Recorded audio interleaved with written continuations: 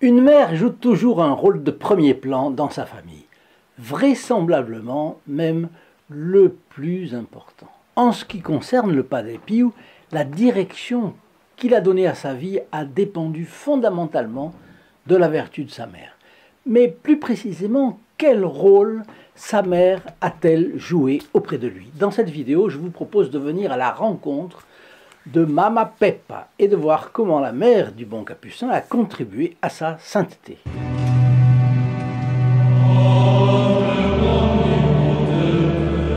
Chers amis fidèles du Padre Pio, bonjour. Mon nom est Jean Goyard et vous assistez au programme sur les pas du Padre Pio. Aujourd'hui, Maria Giuseppa di Nunzio, la mère du Padre Pio. Juste un mot pour ceux qui nous rejoignent pour la première fois. Sous cette vidéo, vous voyez un bouton s'abonner. En cliquant dessus au moyen de la clochette, vous serez automatiquement informé par mail de nos prochaines vidéos et vous ne perdrez plus aucun fioretti de la vie foisonnante de notre grand Capucin. Précisons pour tous que nous sommes heureux de distribuer gratuitement le chapelet avec la médaille du Padre Pio au centre. Rendons à César ce qui est à César, c'est grâce à la générosité d'un groupe de fidèles de notre chaîne. Ces membres du groupe des protégés du Padre Pio agissent pour faire entrer dans le maximum de familles la présence consolatrice de ce bon Capucin dont la mission, vous le savez, était d'arracher les âmes aux griffes du diable. Le prince de ce monde est partout aujourd'hui, mais là où le diable abonde, la grâce surabonde. Pour recevoir gratuitement ce chapelet pour vous ou un proche, il vous suffit de téléphoner au 08 05 36 08 47, appel gratuit depuis la France métropolitaine, coût d'un appel local depuis les Dom-Tom et depuis le Canada, composez le 1 844 398 88 67. Voilà, faites vite parce que nos stocks malheureusement ne sont pas illimités, même ils sont limités, très limités même. Voilà le chapelet que nous envoyons avec la médaille du Padre Pio au milieu. Nos stocks s'épuisent assez rapidement et ils mettront longtemps à se renouveler. Donc, je reprends. La mère du Padre Pio s'appelait Maria Giuseppa, c'est-à-dire Marie-Joséphine en français. Elle a été le principal appui humain pour que notre futur Capucin soit préparé à une vie d'abandon total à l'amour de Dieu. Elle a mené une vie qui fait vivement penser à ce verset du livre des Proverbes. Qui peut trouver une femme forte? Sa valeur l'emporte de loin sur celle des perles. Vous trouvez cela au livre des Proverbes, au chapitre 31, verset 10. Et on parle de la femme forte de l'Écriture. Eh bien, c'est cela. Sans bien sûr vouloir anticiper le jugement de l'Église, qui fait toujours loi absolue dans l'appréciation morale des personnes, on peut qualifier Maria Giuseppa de sainte dans le courant d'une conversation banale, sans aucune prétention théologique. En effet, le Padre Pio le disait lui-même, donc on peut reprendre ce qu'il disait. En observant la vie de cette femme digne et en se rappelant le discernement des esprits du Padre Pio, je crois que nous pouvons sans crainte penser que le jugement du Fils sur la mère n'était pas erroné. Maria Giuseppa di Nunzio, plus connue sous le nom de Mama Peppa, est née le 28 mars 1859 à Pietrelcina. Enfant unique, elle a mené une vie tranquille, marquée par la foi et la volonté. Le 8 juillet 1881, elle épouse Grazio Maria Forgione et dès lors, ouverte à la vie, elle a eu autant d'enfants que Dieu a voulu lui envoyer. 8 dans son cas, dont le 4e a été Saint Pio de Pietrelcina. On peut donc dire qu'elle a été une femme forte et une mère de famille digne et aimante. Jetons maintenant un regard sur ses qualités. Profondément religieuse et pleine d'affection avec tous, Maria Giuseppa était l'âme d'un foyer profondément chrétien. Dans sa maison, elle travaillait en priant et le soir, la famille se réunissait pour prier le chapelet et même le rosaire. Certains de ses comportements ont été décisifs dans l'ordre de la grâce. Avant même la naissance de Francesco, le nom du Padre Pio, jusqu'à son entrée chez les Capucins, Maria Giuseppe a beaucoup recommandé son fils à Dieu et à la bienheureuse Vierge Marie, car elle avait déjà perdu 2 enfants. Elle travaillait sans relâche. Et même lorsqu'elle était surchargée de tâches, elle allait au champ aider son mari. Sa dévotion à Saint Joseph et à la Vierge Marie représentait son grand attachement. Ce qu'elle a légué d'ailleurs à son fils, qui en plus de la Sainte Vierge a toujours gardé un grand amour pour le chef de la Sainte Famille. Voyons un peu à présent les rapports entre la mère et le fils. Auparavant, je reviens au groupe des protégés du Padre Pio dont je vous ai déjà dit un petit mot. Sans eux, ces vidéos seraient impossibles.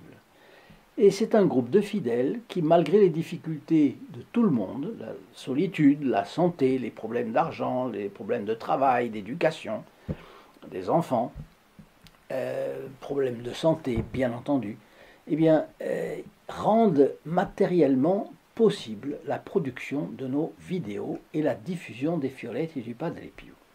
Je les en remercie encore du fond du cœur ici. En reconnaissance de leur engagement, ils reçoivent de nombreux bénéfices spirituels. D'abord une messe par semaine, et célébrée pour eux, soit 52 messes par an, plus 2, ça fait 54. Ensuite, leurs demandes de grâce spirituelle ou matérielle, leurs intentions de prière pour eux, leurs proches, leurs défunts, sont spécialement déposées par un de nous à San Giovanni Rotondo, où se trouve la sépulture du Padre Pio. Pour mieux connaître ces protégés du Padre Pio, c'est simple.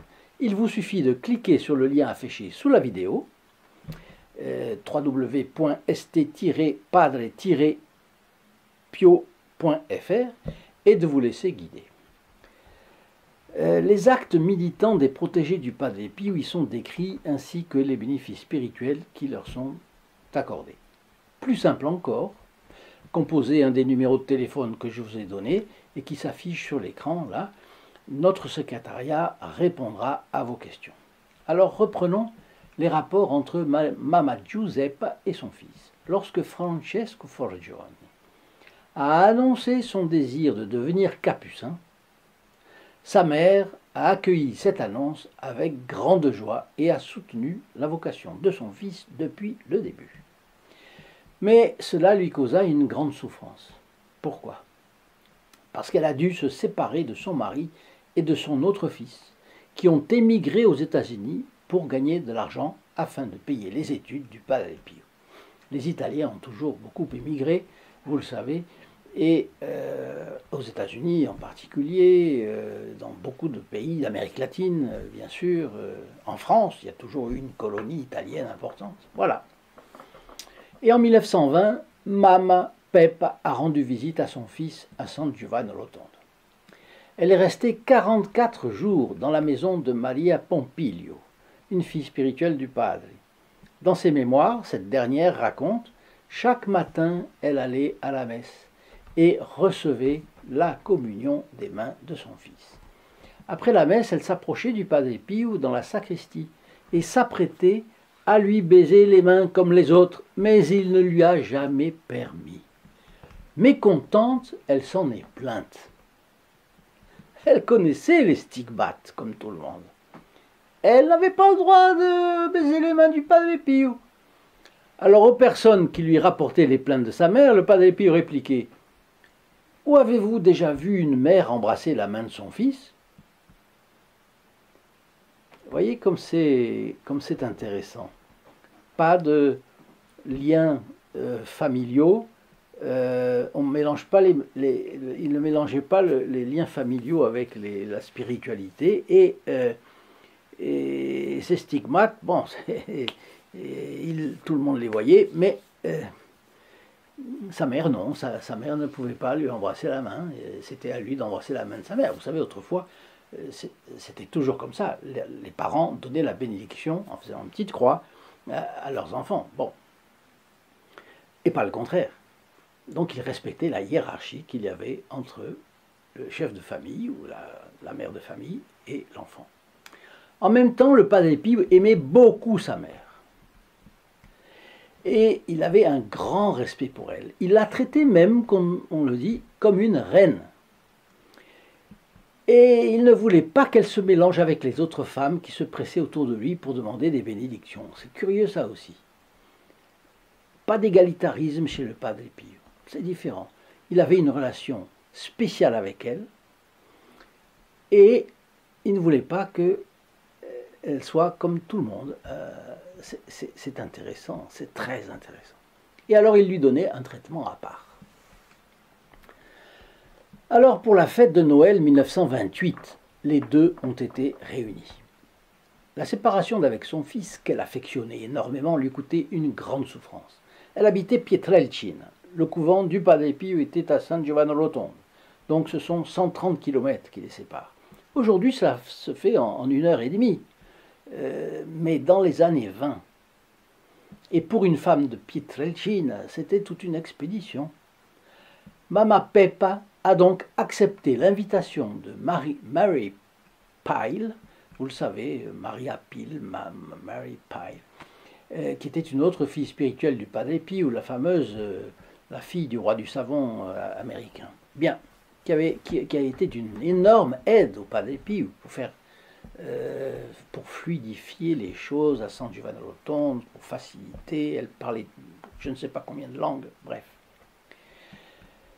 Et donc elle passe le Noël 1928 à San Giovanni Rotondo.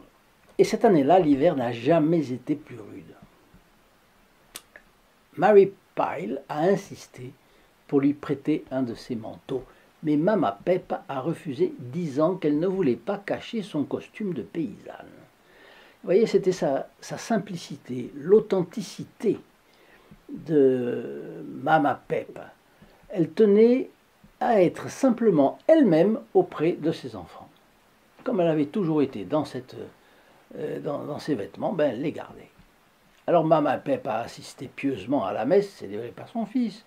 Pendant plusieurs jours, elle a reçu la communion de ses mains, marquée par les plaies du Christ, etc. Mais elle s'est rendue, évidemment, elle a voulu aller à la messe de minuit. Elle n'était pas suffisamment couverte et elle a, hélas, contracté une pneumonie qui a touché les 2 poumons. Le Padre Pio allait alors lui porter la communion tous les jours, et chaque fois que cela lui a été possible, il venait à son chevet. Il ne disait rien, il ne faisait aucun commentaire. Et quand on lui a demandé, plusieurs fois, on lui demandait s'il priait pour la guérison de sa mère, il répondait que la volonté de Dieu soit faite. Vous voyez, là encore, on a l'impression qu'il ne priait pas pour arracher du ciel quelque chose, pas du tout. Il a prié pour elle, normalement, pour que le bon Dieu fasse sa volonté. Il était vrai qu'elle était âgée, elle avait plus de 80 ans, elle avait 85 ans, je crois. Et la volonté de Dieu s'est faite. Maria Giuseppa est morte à 85 ans environ, le 3 janvier 1929, munie des sacrements de l'Église, en présence de son mari, de son fils aîné Michel et de Saint Pio de Pietrelcina. Gageons que le Padre Pio a prié pour elle, bien entendu, pour son âme, c'est sûr, c'est certain. Et elle doit être au ciel et elle nous écoute. Voilà ce que je souhaite de tout cœur. Si vous avez aimé cette vidéo, n'oubliez pas d'aller sur le site www.st-padre-pio.fr. Disons www.st-padre-pio.fr pour suivre nos actions et connaître le groupe des protégés du Padre Pio. Enregistrez votre like en cliquant sur le bouton où apparaît la petite main, pouce levé. Ce n'est pas que je trouve cela spécialement élégant, mais c'est très important pour la réputation de la chaîne. Laissez-moi aussi vos commentaires, vos questions, vos suggestions. Cela permettra d'améliorer le niveau des vidéos. Si vous avez reçu des grâces signalées du Padre Pio, faites-en part aux autres. Ce témoignage est toujours efficace. Et enfin, partagez nos vidéos sur les réseaux sociaux, Facebook, Instagram, WhatsApp, Twitter. Vous ferez connaître l'œuvre du Padre Pio au plus grand nombre. Quand vous partagez une vidéo, non seulement vous entrez dans les intentions de la messe du vendredi à midi, mais les personnes qui la reçoivent par ce moyen entrent aussi dans les intentions de cette messe. Et vous êtes ainsi un trait d'union entre les âmes et le Padre Pio. Chers amis fidèles du Padre Pio, je vous souhaite une très bonne journée et à la prochaine fois. Au revoir. In nome del Padre, del Figliolo e dello Spirito Santo, e così sia. Sia lodato Gesù e Maria.